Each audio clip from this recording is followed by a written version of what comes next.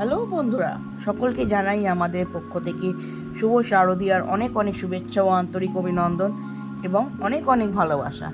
আজকে আমি তোমাদের সঙ্গে শেয়ার করতে চলেছি হাওড়া শিবপুরের একটি অন্যতম দুর্গাপুজো, শিবপুর ষষ্ঠীতলা বারোয়ারি দুর্গাপুজো। এটি এবারে 100তম বর্ষ।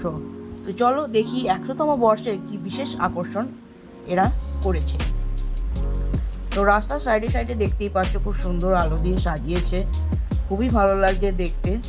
আজকে সবে তৃতীয়া, আমি যেদিনকে আর কি গেছিলাম সেদিনকে তৃতীয়া ছিল। আমি গতকাল গেছিলাম সন্ধেবেলা দেখতে।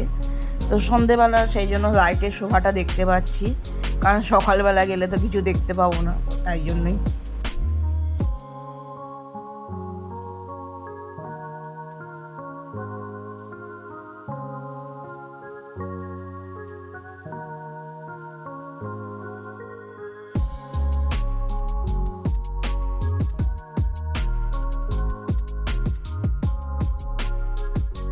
এইখানে দেখতে পাচ্ছ লেখা আছে আলো দিয়ে শতবর্ষে ষষ্ঠীতলা।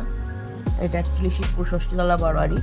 এখানে দেখো কি সুন্দর দুটো মডেল করেছে, সানাই বাজাচ্ছে এবং তবলা বাজাচ্ছে।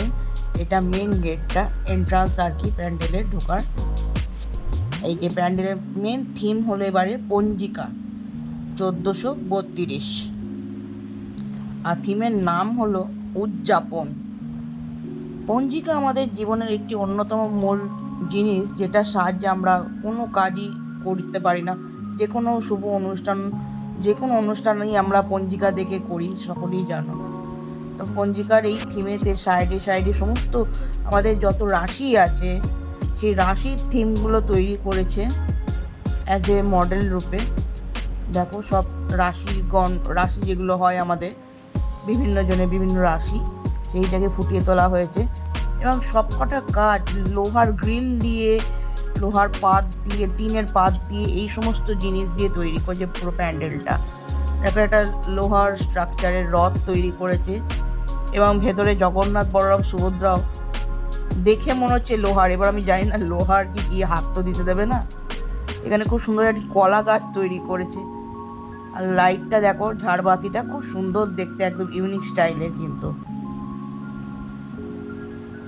এখানেও বিভিন্ন ধরনের মডেল করেছে।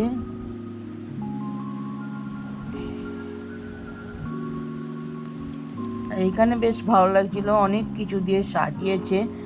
ছোট ছোট ছোট ছোট গোপাল, আমরা যে বাড়িতে গোপাল পুজো করি সেই ছোট্ট ছোট্ট গোপালের এরকম ছোট ছোট কাঁচের বক্সের মধ্যে প্রচুর গোপাল দিয়ে সাজিয়েছে। কিন্তু গোপালগুলো কেন পুজোতে নতুন নতুন জামা পরেনি আমি জানি না। ছোট্ট ছোট্ট গোপাল, খুব ভালো লাগছিল দেখতে। অসাধারণ সুন্দর সাজিয়েছে বাইরের থিমটা। এখনও কিন্তু অনেক কাজ বাকি আছে, আমি দেখলাম। হ্যাঁ, একটা জায়গায় দেখছিলাম একটু ফাঁকা ছিল, সেখানে বোধহয় এখনও কিছু তৈরি করবে, সেটা এখনও কমপ্লিট হয়নি। এবার একদম মূল মণ্ডপে ঢোকার মেন গেট এটি। এই দেখো ভেতরটা এরকম সার্কেল হিসাবে ঘুরছে, আর প্রচুর ছোট্ট ছোট্ট ঠাকুরের মূর্তি বসানো, মাটির মূর্তি।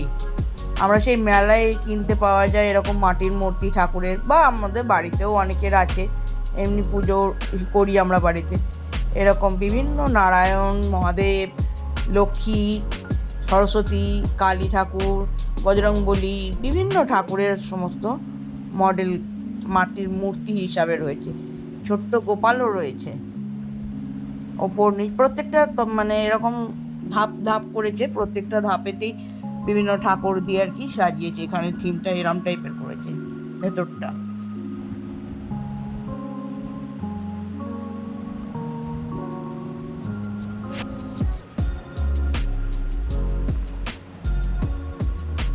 সাইডের স্ট্রাকচারটা দেখো, পুরো ফুলের মতো, প্রত্যেকটা ফুলের মতো দেখতে লাগছে, খুব সুন্দর দেখতে। এবং সবটাই ওই লোহার গ্রিল বা টিন দিয়ে পুরো থিমটাই তৈরি করা। এবার চলো আমরা প্রতিমা দেখার দর্শনের দিকে এগিয়ে যাই। এই হলো আমাদের মাতৃ প্রতিমা, শিবপুর ষষ্ঠীতলা বারোয়ারি। বেশ সুন্দর দেখতে করেছে।